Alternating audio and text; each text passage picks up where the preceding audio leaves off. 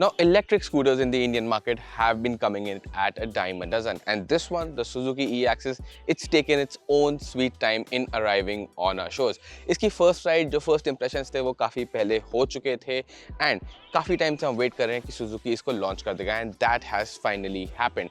Now, this scooter, it's been launched at a price tag of 1.88 lakh rupees ex-showroom in India, and honestly, that's a bit of a steep price tag. So what we're going to find out in this video is whether that price tag is worth it and whether the wait too has been worth it for the Suzuki e-Axis. Hi, my name is Dhruv Paliwal. You're watching Times Drive. Let's get rolling.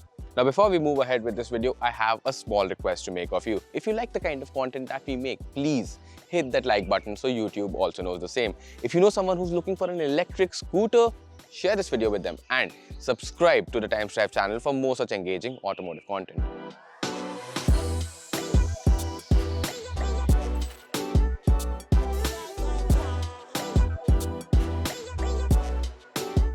अब अगर start करें इस scooter के design के साथ, I have to say over there that the Suzuki e-Axis looks like a traditional scooter that we used to seeing on Indian roads. अब ऐसा मैं क्यों कह रहा हूं, क्योंकि डिजाइन में यहाँ पे अगर आप इस हरी नंबर प्लेट को इग्नोर कर दें तो कोई भी ऐसा एलिमेंट देखने को नहीं मिलता जो सिग्निफाई करे कि ये एक इलेक्ट्रिक स्कूटर है। अब मेरे को ये बात अच्छी लगती है, आपको कैसा लगता है नीचे कमेंट्स में जरूर बताइए। साथ ही साथ यहाँ पे जो ड्यूअल टोन पेंट शेड दिया गया है, आगे के पैनल्स जो हैं एलिगेंट लगते हैं, थोड़े चंकी फील होते हैं, and this dual tone scheme again lends it a bit of color, थोड़ा सा इंटरेस्टिंग जरूर इसको बनाते हैं डिजाइन वाइज।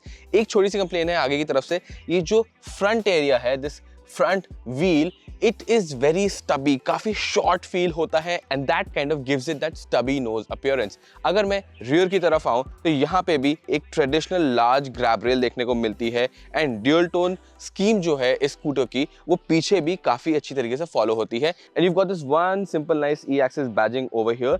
एंड रियर में भी देखें तो अलॉय व्हील का डिजाइन भी थोड़ा सा सही सा लगता है यहाँ पे देखने में। Honestly overall I am happy with the design of the scooter. ये बहुत ज्यादा स्टैंड आउट नहीं करता, but it does the job and it looks nice wherever it is parked. Now what are the ergonomics like? Let me quickly get onto the Suzuki e-Axis and show you. First of all, getting onto the scooter, quite an easy job. काफी traditional way में आप इस पे बैठते हैं। Footboard area थोड़ा सा देखने में छोटा लग सकता है, but for a rider like me who is 5 feet 8 inches height, there is just about enough space over here. अगर आप हैंडल बार के साथ मूवमेंट भी करेंगे तो आपको क्लियरेंस जो है यहाँ पे देखने को मिलती है। Riders of a taller height, they might have a problem with this. साथ ही मैं अगर बात करूं seat height, it's 765 mm. Pretty easily I can flat foot it. So मैं तो ये कहूँगा कि 5 foot 4 inches तक के राइडर्स भी बड़े easily इसको चला पाएंगे। साथ ही साथ कर्व वेट जो है स्कूटर का is 122 kilos, and this is a pretty light scooter, and that is saying something because it is an electric. I think that is a really good thing that Suzuki has managed to engineer into the scooter, a lower curve weight. Handlebars की reach भी जो है काफी practical है यहाँ पे। Breaking generally levers जो होते हैं थोड़े से मुझे फार पोजीशन लगते हैं बहुत स्कूटर्स में, but here they fall to hand pretty easily. एक 4.2 इंच का TFT डिस्प्ले भी यहाँ पे मिलता है, काफी बेसिक सा है वो, but I have to say this, information सारी दे रहे हैं। Yes, in this modern day and age when scooters की भी touch screens are getting bigger and bigger, it does feel a bit smaller, but it is doing its job pretty well. अब एक नज़र डाल लेते हैं इस स्कूटर के प्रैक्टिकलिटी वाले फीचर्स पे। अब अगर यहाँ पे प्रैक्टिकलिटी की बात करें, उस स्टोरेज स्पेस की बात करें जो आपको मिलने वाली स्कूटर में, तो फर्स्ट ऑफ ऑल आपको यहाँ पे एक कभी होल मिलता है जिसमें आप एक बॉटल रख सकते हैं, फोन भी रख सकते हैं, थोड़ा बाउंस अबाउट करेगा बट छोटी राइड्स के लिए इट विल मेक डू। साथ में यहाँ पे ये हुक भी मिलता है जिसमें आप एक शॉपिंग बैग लटका सकते हैं, बट बी वेयर अगर शॉपिंग बैग ज्यादा बड़ा हुआ तो वो नीज के साथ थोड़ी इंटरफेरेंस करेगा, स्पेस थोड़ी कम हो जाएगी, लंबी राइड पे it won't be very comfortable. अब बात करते हैं मेन स्टोरेज एरिया की, which is the under seat storage area. तो यहां से खुलता है, and honestly there is one thing I like about it, one thing I don't. अगर आप इसे खोलेंगे तो एक क्लिक की साउंड आती है जहां पे सीट अटक जाती है, which is a good thing क्योंकि अब आपको पकड़ के नहीं रखना पड़ता। The bad thing is storage area बहुत ज़्यादा यहाँ पे नहीं है। You get about 17 litres of storage space, जो इसका जो पोर्टेबल चार्जर है is enough just for that. So I think on that front this scooter needs to be doing better, and इसको बंद करना हो simply roll back and it closes. Storage के मामले में the Suzuki e-Axis is falling a bit short. हाँ, आपके smartphone की बैटरी खत्म नहीं होने वाली because you get an USB A type charger right here.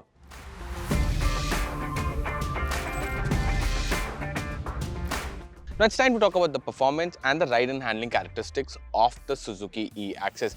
Let's start with the figures over here. यहाँ पे आपको एक सिंगल इलेक्ट्रिक मोटर मिलती है जो रेयर व्हील को ड्राइव करती है. It makes 5.57 PS and 15 newton metres of torque. Honestly, अगर आप बाकी इलेक्ट्रिक स्कूटर्स के कंपैरिजन में इसको देखेंगे तो ये काफ़ी कम साबित होती है, but hold that thought. Range की अगर मैं बात करूं तो claimed range is about 95 kilometres और एक फुल चार्ज के बाद डैश पे मुझे 91 किलोमीटर्स इंडिकेट भी होता है. मैंने स्कूटर करीब 50 किलोमीटर चलाया है and I found that the range depreciates in a very predictable manner. Eco mode के बीच में एंड जो पावर राइडिंग मोड है उनके बीच में अगर आप स्विच करते हैं बहुत ज़्यादा रेंज में फ़र्क नहीं आता. And I find that to be a good thing because the range meter stays steady. Obviously, अगर आप लंबे टाइम में इको में चलाएंगे तो आपको थोड़ा सा रेंज का फायदा यहाँ पे मिलेगा. बट ओवरऑल जो इको मोड है इस स्कूटर का, that has been tuned for a lower top speed of about 55 kilometers per hour. अगर आप बाकी दो riding modes which are riding mode A and riding mode B वहाँ पे इसको चलाएंगे तो जो टॉप स्पीड है वो करीब 78 किलोमीटर्स पर आवर तक की हो जाती है. The difference between ride mode A and ride mode B is the regenerative braking. Regenerative braking scooter में इनबिल्ट है. अगर आप थ्रॉटल छोड़ते हैं या ब्रेक को टच करते हैं ऑटोमेटिकली वो एक्टिवेट हो जाती है.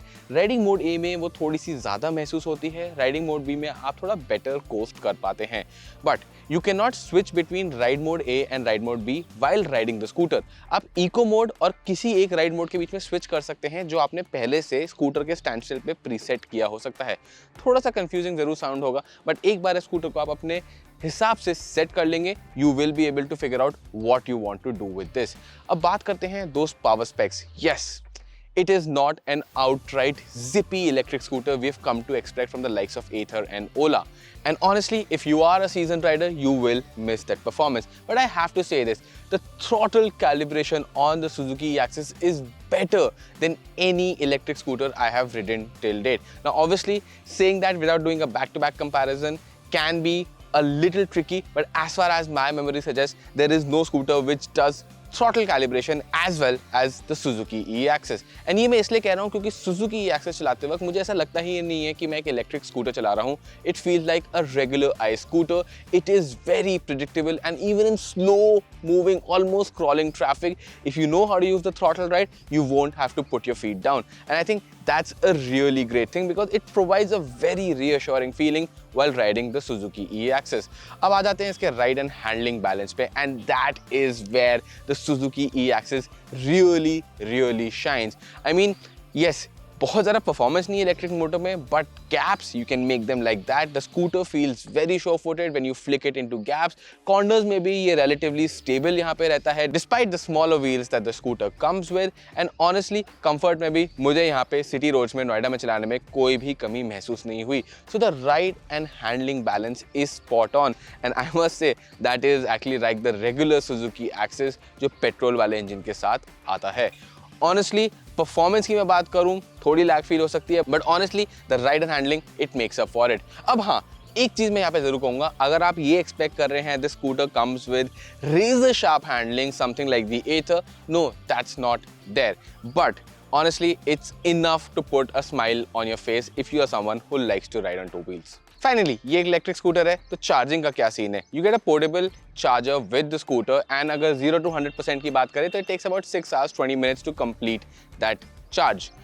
Suzuki says there are fast chargers coming at its dealerships which will be able to do that job in about 2 hours and 20 minutes, but वो अभी सारे डीलरशिप पे अवेलेबल नहीं है. घर पे ओवरनाइट आप इसे चार्ज कर सकते हैं 0 to 100%. So if you're someone even who's going to be using the scooter daily but have the facility to charge it at your house, you will be okay with it.